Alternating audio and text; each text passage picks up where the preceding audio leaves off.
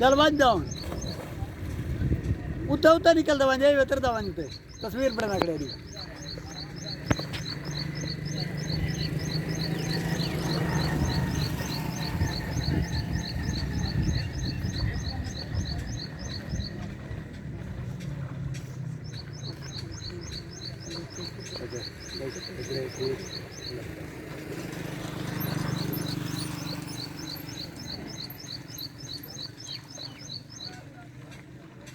उते उते वाल वञ भाई